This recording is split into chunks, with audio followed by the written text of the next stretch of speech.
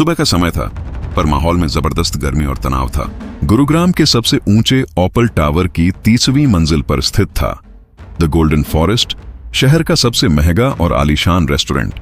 जमीन से 300 फीट ऊपर उसकी चमचमाती कांच की दीवारों से पूरा शहर नजर आता था। ये रेस्टोरेंट अपने बेहतरीन खाने, यूरोपियन सजावट और सख्त अनुशासन के लिए जाना जाता था। यहाँ के कर्मचारी सूट बूट में थे, चेहरे पर एक बनावटी मुस्कान और आंखों में तेज रफ्तार का घमंड। ठीक 10 बजे, जब रेस्टोरेंट में पहले ग्राहक के आने में देर थी, वहां एक शख्स दाखिल हुआ। उसका नाम था रमेश्वर। रमेश्वर की उम्र लगभग 55 वर्ष थी। साफ पर पुरानी खादी की कमीज और धोती पहने, कंधे पर एक झोला टांगे और पैरों में घिसी हुई चप्पल। उसके शरीर से मिट्टी की हल्की सौंधी खुशबू आ रही थी। चेहरे पर गहरी झुर्रियां थीं, पर आंखें ऐसी थीं जैसे किसी शांत जंगल में पानी का गहरा कुआं हो, बहुत गहरा और रहस्यमय। वह किसी काम से नहीं, बल्कि एक खास मुलाकात के लिए आया था। जैसे ही वह रेस्टोरेंट के भव्य संगमरमरी फर्श पर चला, वहां मौजूद मैनेजरों के बीच फुसफुसाहट शुरू हो गई। रिसेप्शन पर खड़ी थी युवा मीरा। मीरा ने अभी अभी विदेश से मैनेजमेंट की डिग्री पूरी की थी और उसे अपने पद पर बड़ा गुरूर था। उसने नाक सिकोड़कर रमेश्वर को ऊपर से नीचे तक देखा। अरे, आप कौन हैं? यहां क्या कर रहे हैं? ये कोई चाय की दुकान नहीं है, यह गोल्डन फॉरेस्ट है। बिना रिजर्वेशन के यहां आना मना है। मीरा ने लगभग चिल्लाते हुए अपने महंगे परफ्यूम की महक को बचाने की कोशिश करते हुए कहा। रमेश्वर ने अपनी आवाज को नम्र रखते हुए कहा, बेटी, मैं किसी से मिलने आया हूं। मुझे यहां के हेड शेफ आर्यन मेहरा से मिलना है। मेरा नाम रमेश्वर है। मीरा ठाका मारकर हंसी। उसकी हंसी सुनकर आसपास के 2 और वेटर भी हंसने लगे। हाँ, आर्यन सर, आप जानते भी हैं आर्यन सर कौन है? वह लंदन से ट्रेनिंग करके आए हैं। उनके पास आपसे बात करने का वक्त नहीं है। आप उनका वेटर बनने आए हैं या सब्जी बेचने वाले हैं? मीरा ने उपहास करते हुए कहा। रमेश्वर के चेहरे पर पीड़ा का भाव आया, पर वह शांत रहा।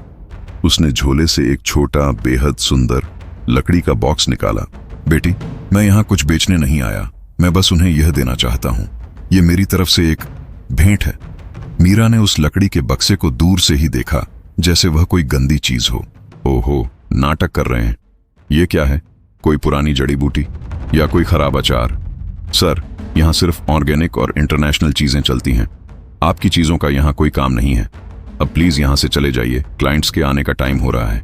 आप इस रेस्टोरेंट की क्लास खराब कर रहे हैं। इतने में रेस्टोरेंट का हेड शेफ और मैनेजर आर्यन मेहरा, 35 वर्षीय, चिकने बाल, महंगा सूट, आंखों में तिरस्कार, शोर सुनकर अपने कैबिन से बाहर आया। क्या शोर है मीरा? जल्दी खत्म करो इसे। यहां वीआईपी टेबल सेट नहीं हुआ अभी तक, आर्यन ने रूखेपन से कहा।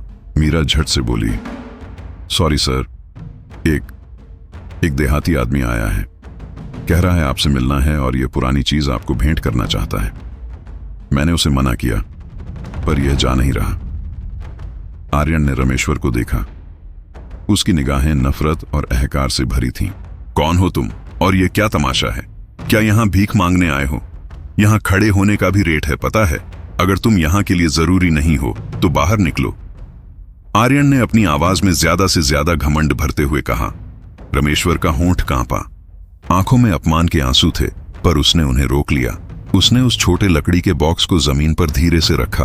बेटा आर्यन, मैं सिर्फ तुम्हें यह बताने आया था कि दुनिया का सबसे बेहतरीन स्वाद सिर्फ महंगी चीजों से नहीं आता, यह दिल से आता है। इस बक्से में मेरी रसोई के 20 साल पुराने विशेष मसाले हैं। मैंने सोचा था शायद तुम इनका इस्तेमाल करोगे, लेकिन लगता है तुम्हें केवल कीमत देखनी आती है, कीमत नहीं। आर्यन जोर से हंसा। 20 साल पुराने मसाले? सड़े हुए होंगे। मेरे रेस्टोरेंट में हजारों डॉलर के इंपोर्टेड मसाले इस्तेमाल होते हैं। तुम्हारे इन झोला छाप मसालों की मुझे कोई जरूरत नहीं। सिक्योरिटी, इस आदमी को बाहर निकालो, और हां, जरा फर्श को भी सैनिटाइज कर देना।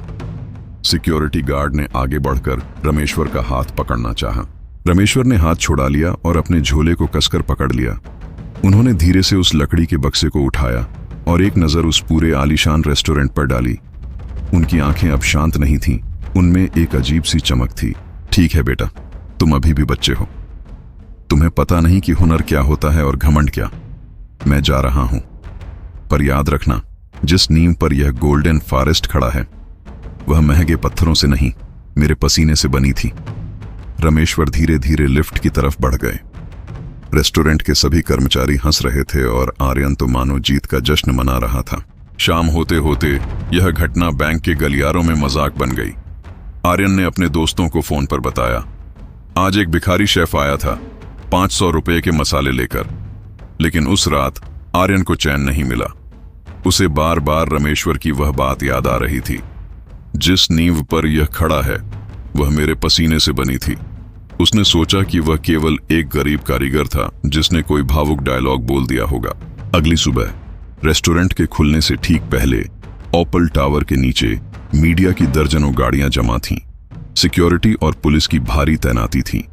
लिफ्ट के सामने लाल कालीन बिछाया गया था।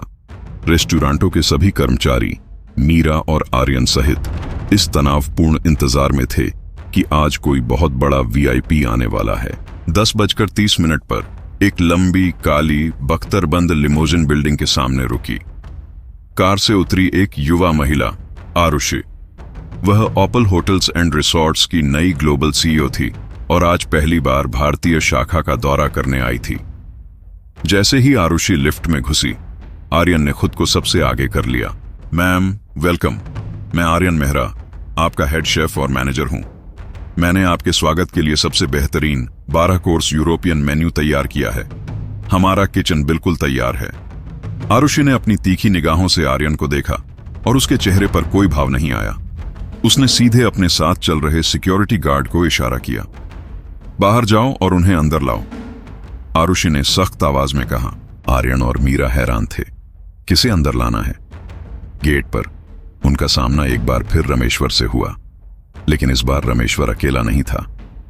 वह लिमोजिन में दूसरी तरफ से बाहर निकला था और उसके कंधे पर वही पुराना झोला था। पूरे रेस्टोरेंट के कर्मचारी सन्न रह गए। आरुषि आर्यन के पास आई और रमेश्वर की तरफ इशारा किया। मिस्टर आर्यन, आप इन्हें पहचानते हैं? आर्यन लड़खड़ाते हुए बोला, वो कल सब्जी मतलब एक कारीगर।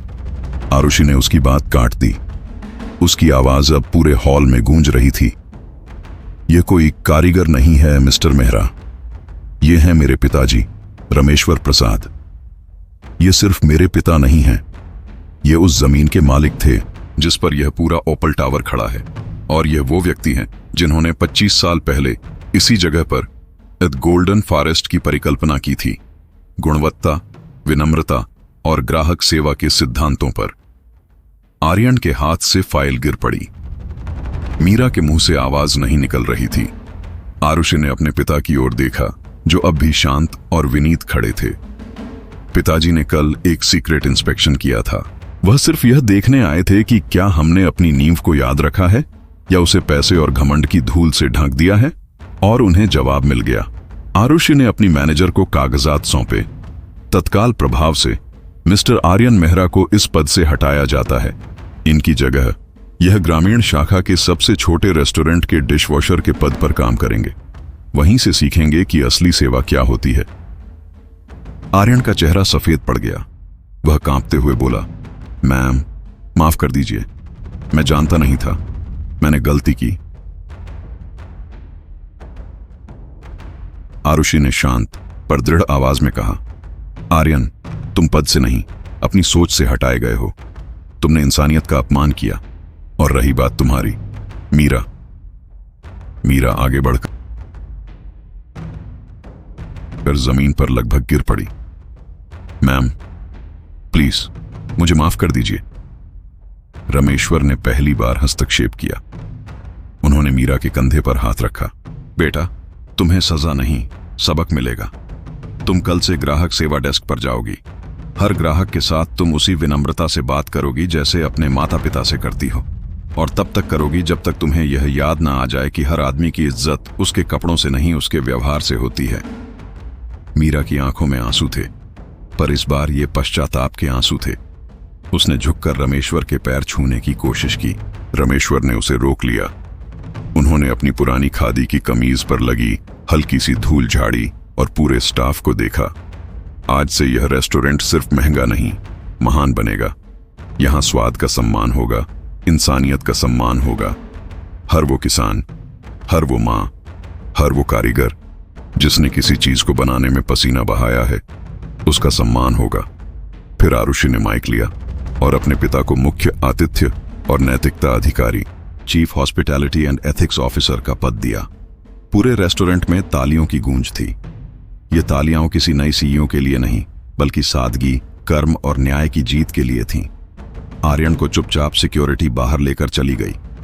जब शाम को रमेश्वर अपनी नई आलीशान चेयर पर बैठे तो खिड़की से ढलता सूरज उनके झुर्रियों वाले चेहरे पर पड़ रहा था। उन्होंने धीरे से अपने झोले को छुआ, जिसमें अब भी उनके 20 साल पुराने मसाले रखे थे। मन ही मन उन्होंने कहा, बेटा, पद किसी का नहीं होता, वक्त और इंसानियत दोनों की परीक्षा लेता है। आज कुर्सी मेरी है, पर कल यह फिर से किसी और की होगी, मगर संस्कार और हुनर हमेशा मेरे साथ रहेंगे। अगर आपको लगता है कि अहंकार का अंत हमेशा होना चाहिए तो कमेंट में अपने विचार अवश्य लिखें। और अगर कहानी आपको पसंद आई हो, हमारे चैनल सुनो खिस्सा को लाइक, सब्सक्राइब और हाइप करें।